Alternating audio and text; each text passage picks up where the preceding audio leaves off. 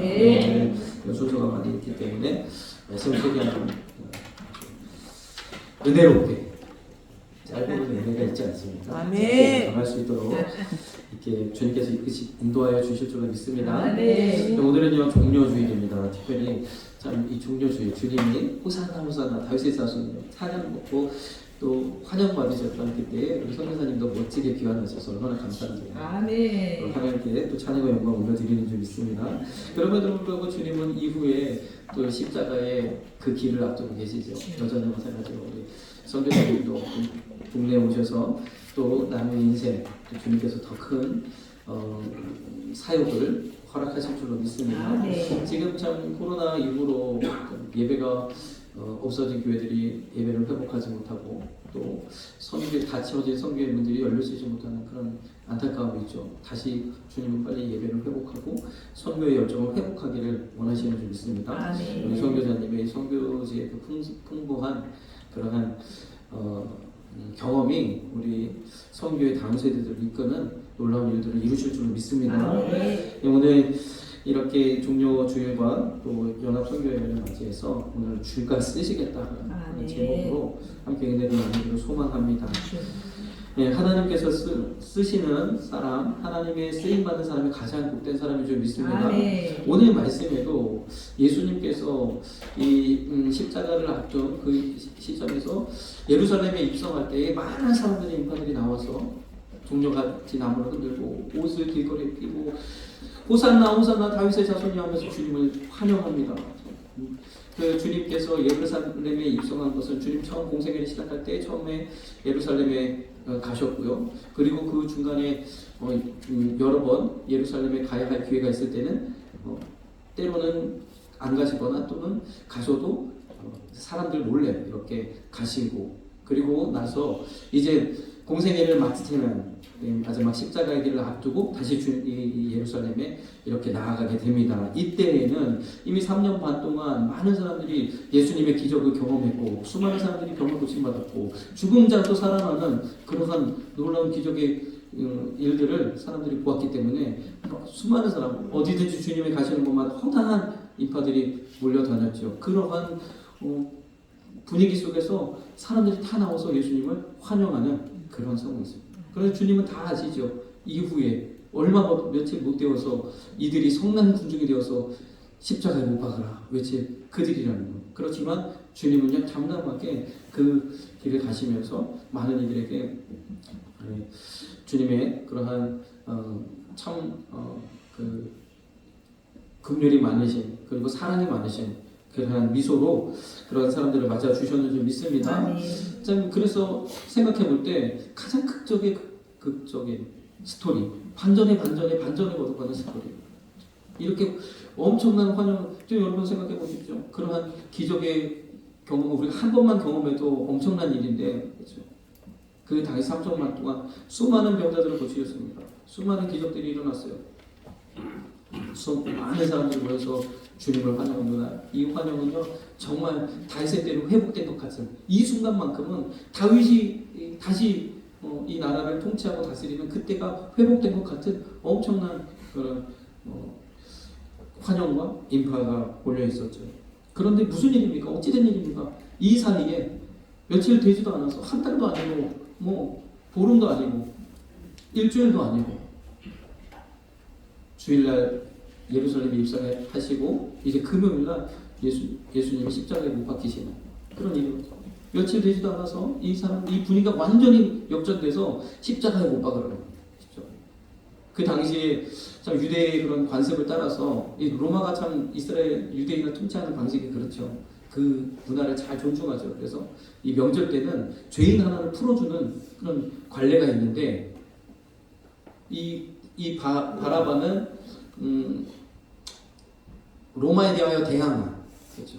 그리고 나라 그렇게 역적의 그런 죄를 가지고 있는 그래서 예수님이 아니라면 그가 십자가에 달려야만 그러한 죄목을 가지고 있는 사람이죠. 반역자죠. 로마의 입장에서는 반드시 아주 처참하게 처벌하고 그리고 많은 사람들에게 그러한 공포심을 심어줘야 할 그런 대상이죠.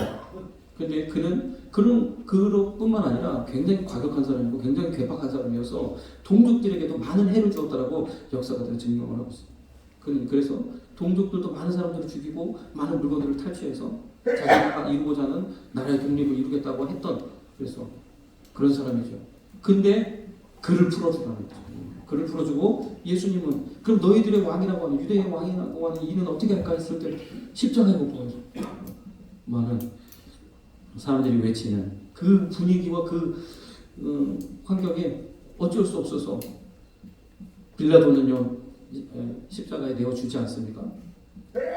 사람들이 그러니까 당신이 이 예수를 십자가에 못 박지 않으면, 처형하지 않으면 당신은 가이사의 종이 아니다. 가이사의 충신이 아닙니다. 우리에게는 왕이 한 명밖에 없다라는 거죠. 얼마나 언제 유대인들이 그렇게 로마에 충성했다고 하죠. 그렇게 되어지는 이러한 상황 속에서 정말 아주 극적인 반전이 이루어집니다.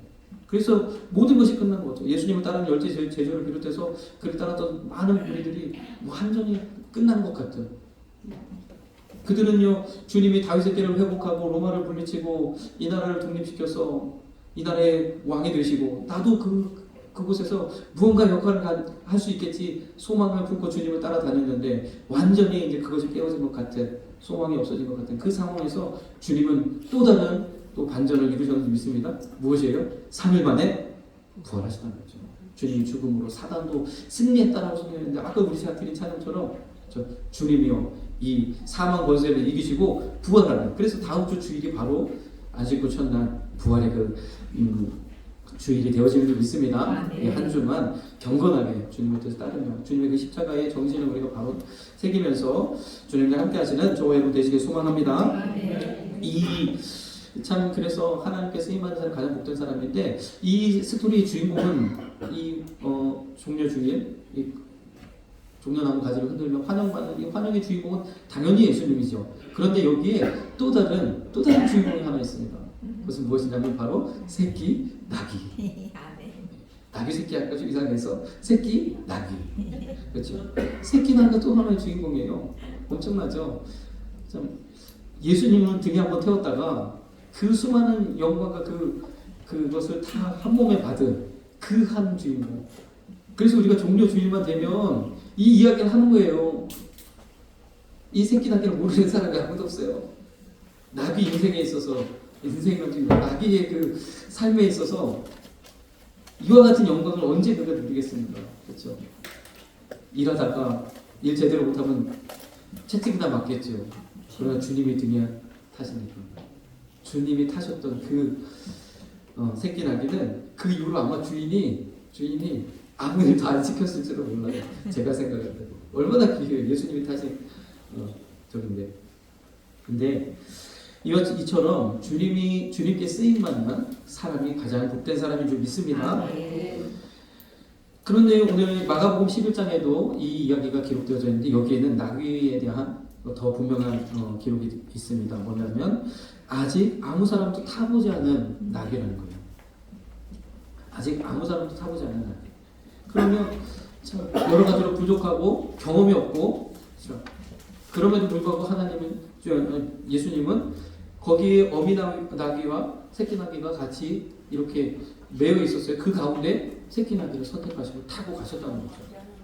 주님은 저와 같이 또 저와 여러분처럼 아무것도 할 수 없는 연약한 존재라도 하나님은 그를 사용하시는 줄 믿습니다. 그를 붙드시는 줄 믿습니다. 주님 손에 붙들리기만 하면 하나님께서 이 땅 가운데 귀한 일들 감당하게 하신다는 거죠. 이 말씀은 스가랴서 9장 9절에 있는 말씀을 성취하시기 위해서 그대로 하셨는데 이 스가랴서 9장 9절은 미리 장래에 되어서 메시아적 그런 예언이 담겨져 있는 그런 말씀이에요. 그런 예언의 말씀이에요. 스가랴서는. 근데 특별히 이 스가랴서 9장 9절을 보면 보라 내 왕이 내게 임하나니. 그래서 왕이 임한다는 얘기는 다윗의 때를 하나님 회복시키신다는 이 소망이에요. 그래서 이 유대인들은 언제든지 다윗의 때가 회복되기를 늘 고대하고 그렇게 하나님 앞에 기도하고 그랬던 민족입니다. 그래서 보라 내 왕이 내게 임하나니 그는 공의로움에 구원이었구나. 그래서 왕이 임한다는 거예요. 오늘 종려주일 주님이 예루살렘에 입성한 것처럼 왕이 엄청난 승리를 하고 개손 장군 그렇게 입성하듯이 그렇게 왕이 입성하는데 그 왕이 어떻게 하느냐? 겸손하여서 새끼 나귀를 탄다는 거죠. 이것은 굉장히 모순적인 왕이라면 엄청난 그런 영광과 환영 속에서 그러한 모습으로 입성해야 될 것 같은데 그런데 새끼 나귀를 탄다는 거죠. 그래서 이 말씀은 당시에 예수님 당시에 그 유대 지도자들에게도 굉장히 모순적인 말씀으로서 잘 알려져 있는 말씀 중에 하나이죠. 메시아를 표현한 말씀 중에 하나이죠.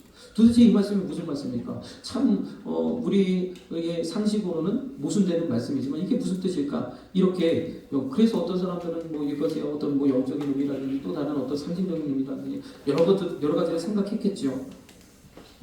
주님이요 새끼 나귀를 타고 오시는 그때 이 주님을 따르고 주님의 행하신 일들을 보았고 주님의 기적을 경험한 수많은 사람들은요 그 새끼 나귀를 타신 겸손하신 주님의 모습 그 겉에 보여지는 모습에 집중하지 않고 주님의 능력 주님의 그러한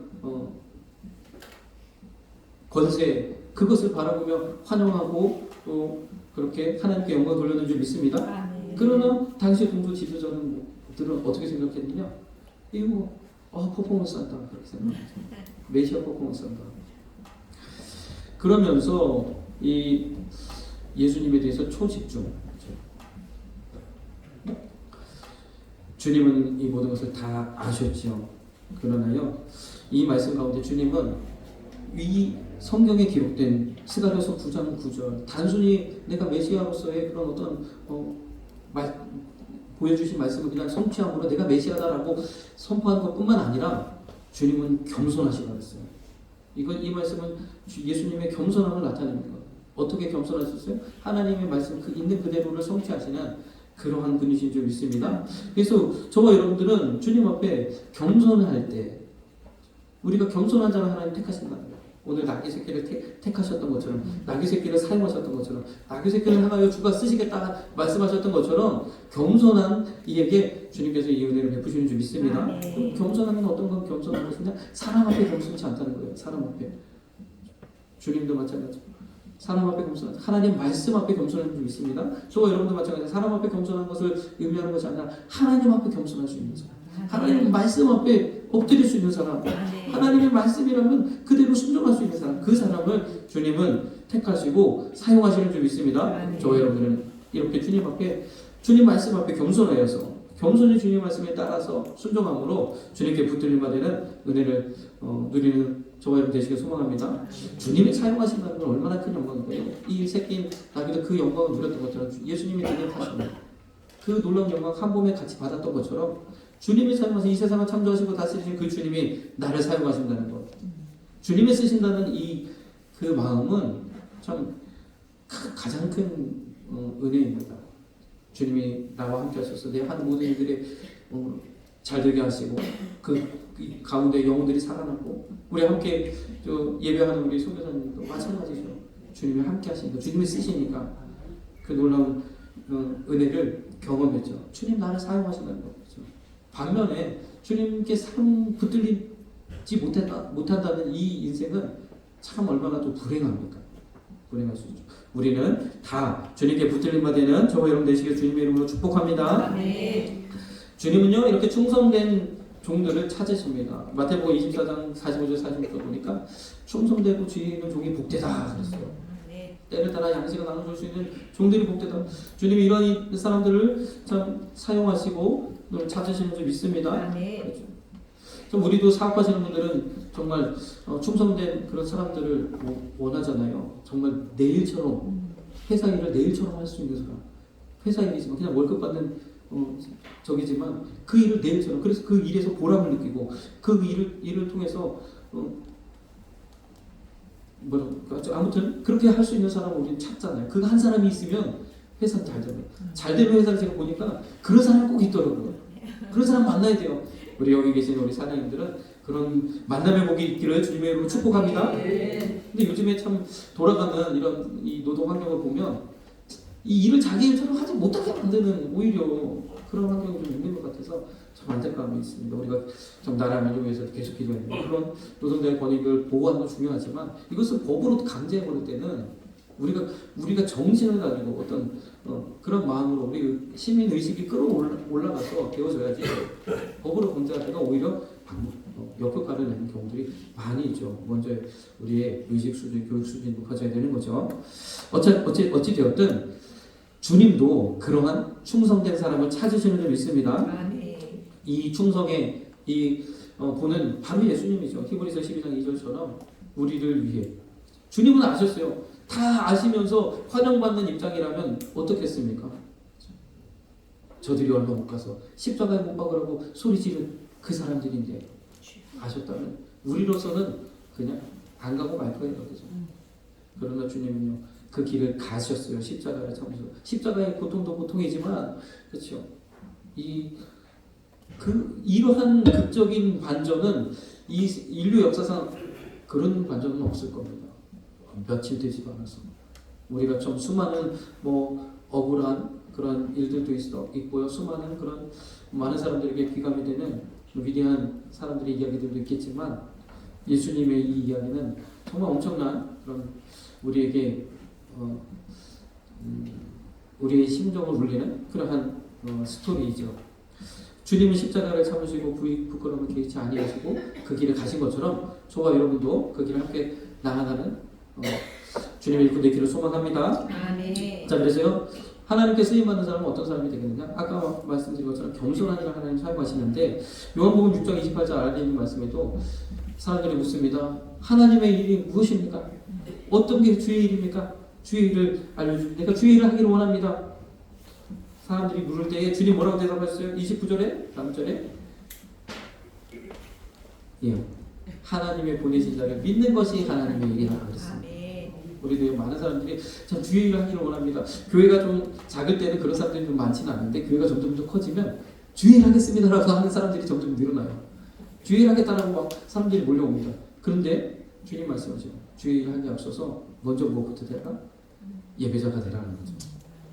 먼저 기본부터 세우는 거죠. 이것이 기본이에요. 자, 우리가요 흔히 그런 얘기를 하잖아요. 좀 저희도 자녀들을 양육하지만 참 우리가 이 자녀들을 잘 양육하고 믿음의 사람들로 하나님의 귀한 일꾼들로 세워지기를 좀 소망하는데 참 그게 마음대로 되지 않아요. 왜냐하면 우리도 감정이 있고 여러 가지 연약함이 있기 때문에 아이들 향해서 내 감정, 내 그런 뜻으로 소리를 지르기도 하고 저들 그런데 그러니까 이게 참 내가 원하는 그런 방향으로 안 갈 때가 너무 많아요. 제가 청년 때 주일학교 학생들 많이 담당했는데 그때는 할 사람이 없으니까 우리 교회 아버지 목사님이시고 우리 교회는 작은 교회인데 주일학교 담당할 사람이 없으니까 제가 늘 주일학교 학생들을 돌봤습니다. 그런데 어린아이들이 항상 이렇게 잘해주면 그냥 감사해하고 잘 따라와주고 그러면 좋은데 머리 꼭대기까지 올라가요. 이건 아주 우리 아이들이 참 그래서 그냥 마냥 잘해줄 수가 없고 그러다가 막 잘해주다가 또 갑자기 화를 내고 소리를 치고 이렇게 되고 그러고 나서 내가 왜 그랬지 또 이렇게 되고 이게 그냥 반복되는 거예요. 그런데요 제가 그러는 과정에 주님 만나고 주님 사랑 경험하고 주님이 내 안에 오시니까 갑자기 이 시야가 달라진 겁니다. 어제 보았던 아이들 정말 나를 괴롭히는 것 같은 내가 뭔가를 해줘야 될 것만 같은 그 아이들 똑같은 아이들인데 은혜 받고 다시 쳐다보니까 너무 사랑스러운 거예요. 세상에 이 아이들처럼 사랑스러운 아이들이 없는 거죠. 너무 한 사람 한 사람 다 개성이 있고 예쁘고 그러면서 제가 그 은혜를 깨닫고 주님 제가 이제는 이 아이들만 돌보겠습니다. 다른 어떤 거 하지 않고 아이들만 돌보겠습니다. 그러면서 제가 주님께 그렇게 했던 적이 있습니다. 그렇게 사랑으로 또 아이들 돌보니까 또 아이들도 말을 잘 듣기 시작합니다. 이게 주님이 하시는 거예요. 우리는요, 우리 삶 가운데 연약함이 많죠. 짜증도 나고, 또 염려, 근심, 걱정도 오고. 그런데 내 삶에 이러한 것들 먼저 우리는 거기서 승리해야 주님의 일도 감당할 수 있다는 거죠. 이 승리를 어떻게 합니까? 예배할 때. 하나님의 은혜를 누릴 때에 주님과 동행하고 주님과 함께하는 그 은혜 가운데 있을 때에 우리가 이길 수 있는 거예요. 그래서 주님은 먼저 예배자가 됐고 우리 주님의 일을 감당하는 그 모든 일에 있어서 가장 중요한 것은 예배입니다. 내가 사업이 잘 돼서 번창해서 교회를 세우고 복음을 전하는 그 일을 감당하겠습니다. 그럼 뭐부터 해라? 예배부터 해라. 그런 거죠. 그래서 교회는 예배를 강조합니다. 다른 의미가 없어요. 왜요? 예배할 때 하나님의 은혜가 내게 있고 그 은혜로 말미암아 능히 이길 수 있게 되어집니다. 누가복음 10장 42절에는 그래서 마리아는 이 편을 선택했다는 거예요. 저와 여러분도요, 먼저 예배자가 되시는 저와 여러분 되시길 소망합니다. 참됩니다. 예배에서 승리하면 하나님이 함께 하시고 그 어떤 일도 감당할 수 있도록 주님이 붙드십니다. 요한복음 4장 23절에는 그러한 사람을 찾으신다는 거예요. 주님이 일꾼을 찾으시고 주님께 충성할 사람들을 주님 찾으시는데 먼저 예배자를 찾으신다는 거죠. 그를 통해서 하나님 역사하시는 줄 믿습니다. 우리는 영과 진리로 신령과 진정으로 예배할 수 있어야 될 줄 믿습니다. 자, 그러면 하나님은요, 이렇게 예배자를 먼저 주님의 일에 주님께서 쓰시는 사람은 예배자가 되어야 되는 거죠. 두 번째로는 이제 하나님의 일꾼들이 되어야 될 줄 믿습니다. 저와 여러분들은 주님의 일꾼이 되어야죠. 주님의 일꾼. 마태복음 9장 37절에도 보니까 추수할 것은 많되 일꾼은 적으니 있어요. 일꾼은 어떻다? 적다. 성도는 많지만 일꾼은 적다. 저와 여러분들은 우리 한숨학교에 지금 계신 분들은 우리는 인원은 많지 않지만 일꾼은 많은 그런 교회인 줄 믿습니다. 일꾼이 많아야 돼요. 일꾼이. 마태복음 9장 38절에 보니까 일꾼을 보내어 주소서. 일꾼, 교회는 일꾼이 필요해요. 일꾼이 되어야 됩니다. 저와 여러분들이 주님 손에 붙들림 받아서 그 일들을 감당하시는 저와 여러분 되시길 소망합니다. 자, 그러면 어떠한 사람들이 일꾼이 되겠습니까? 주님도 예배자를 찾으시고 또한 일꾼들을 찾으시는 거예요. 일꾼들이 하나님 복을 주십니다. 놀라운 은혜를 부어주십니다. 디모데전서 4장 6절에 보니까 이렇게 말씀하고 있어요. 내가 이것으로 형제를 깨우치면 그리스도 예수의 선한 일꾼이 되어 믿음의 말씀과 내가 주는 선한 교훈으로 양육을 받으리라 했어요. 자, 일꾼이 되길 원하시면 주님의 말씀, 이 말씀으로, 진리의 말씀으로 양육을 받으셔야 돼요. 양육을 받으셔야 되는 줄 믿습니다. 주님을 믿는 믿음, 예수님을 나의 구주로 영접하고 주님이 나의 주인입니다라고 선포하는 저와 여러분들은 말씀으로 훈련되어지고 양육 받아야 되는 줄 믿습니다. 그래서 신약의 말씀을 통하여 구원의 확신과 그런 확신을 누리고 이 구약의 말씀을 통해서 양육을 받아야 되는 줄. 어떻게 하면 하나님 기뻐하시고 어떻게 하면 주님의 일을 감당할 수 있을까? 어떻게 하면 내가 이 땅 가운데 믿음으로 승리할 수 있을까? 양육 받으시는 저와 여러분 되시길 소망합니다. 그래서 저는 구약의 말씀이 이 양육에서 매우 큰 유익이 있다고 생각해요. 여기도 보니까 선한 교훈으로 양육을 받으라고. 물론 우리가 믿음, 예수님을 믿는 그것으로 족하죠. 충분하죠. 예수님 한 분으로 충분하죠. 그러나 우리가 이 땅 가운데서 주님의 일꾼 되어지기 위하여 말씀으로 계속 세움 받아야 되는 줄 믿습니다. 그래서 구약의 말씀이 너무너무 중요하더라고요.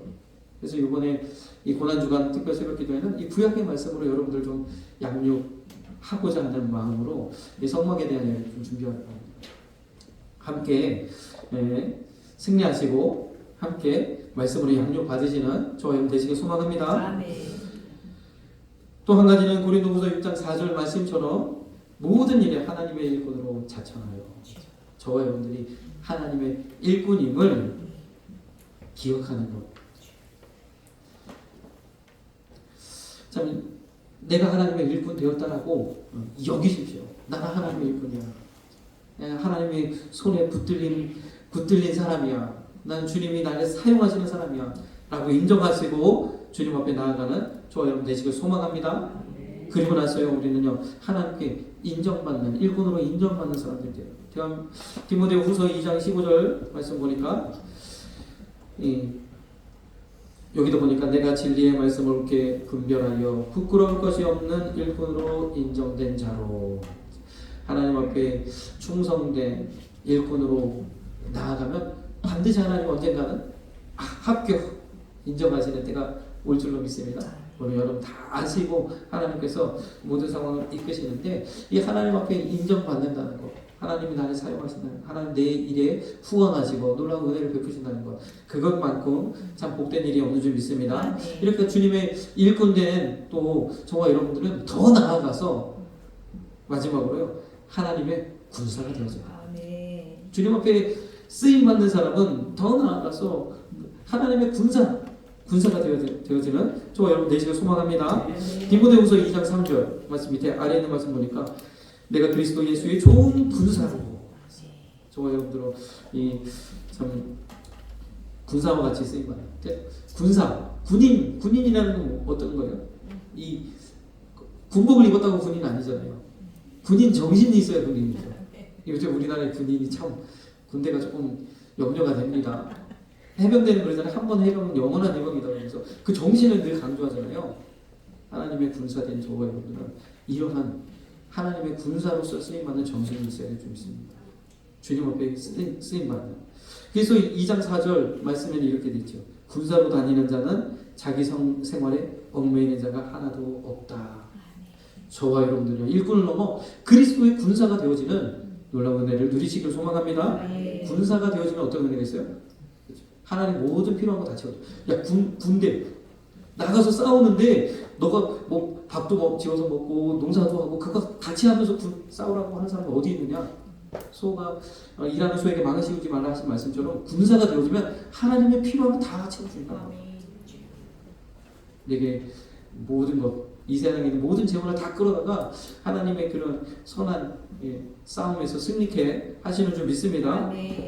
자기 생활에 얽매이는 자 하나님 앞에 절대적으로 그러한 은혜를 누리시는 저와 여러분 되시길 소망합니다. 고린도전서 10장 32절에 이랬어요. 군사는 이러한 사람입니다. 바로 무엇을 하든지 먹든지 마시든지 쉬든지 자든지 TV를 보든지 뭘 하든지 하나님의 영광을 위해서 하시는 저와 여러분 되시길 소망합니다. 우리의 삶을 다 하지 말라는 게 아니에요. 모든 것을 무엇이라? 하나님의 영광을 위해서 행하시는 저와 여러분 되시길 소망합니다. 이것이 바로 군사예요. 이것이 군인 정신이에요. 군인 정신은 내가 군대에 있을 때만 군인이 아니에요. 밖에 나가죠. 휴가 중에라도 군인이라는 거죠. 우리는 항상 이러한 무엇을 하든지 하나님의 영광을 위해서 행하시는 저와 여러분 되시길 소망합니다. 디모데후서 4장 2절에는 또 한 가지는 때를 얻든지 못 얻든지 복음을 전다. 모든 상황에서 항상 말씀으로 모든 상황에서 항상 주님의 마음으로 항상 전도의 열정과 열심으로 나아가시는 저와 여러분 되시길 소망합니다. 또 한 가지는 에베소서 5장 15절 16절처럼 군사된 사람들은요 시간을 아끼는 겁니다. 세월을 아끼는 겁니다. 여기 세월을 아끼라. 우리 뭘 제일 아낍니까? 돈을 제일 아끼죠. 시간이 금인 거. 시간을 아끼시는 저와 여러분 되시길 소망합니다. 내가 군사로 자처나요. 하나님 군사로 쓰임받길 원하는 사람은 시간 관리를 잘하는 거죠. 이건 저에게도 좀 주시는 말씀인 것 같아요. 또 마지막으로 마태복음 16장 24절 말씀처럼 자기 십자가를 지고 주님을 따르는 것. 이것이 주님의 군대인 줄 믿습니다. 오늘 참 이 주님의 군사되어 저 영적 체전방에서 귀한 사역을 이루시고 함께 예배하는 그 우리 선교사님과 함께 이 은혜의 말씀을 나누니 얼마나 더 값지고 복된 줄 믿습니다. 우리 선교사님들이 몸으로 직접 이것을 증명해 주신 그 증인이지 않습니까? 저와 여러분도 이러한 그 의미를 새기고 주님께 쓰임받는 귀한 일꾼이요 군사 되어지기를 주님의 이름으로 축복합니다. 우리 찬양 복음성가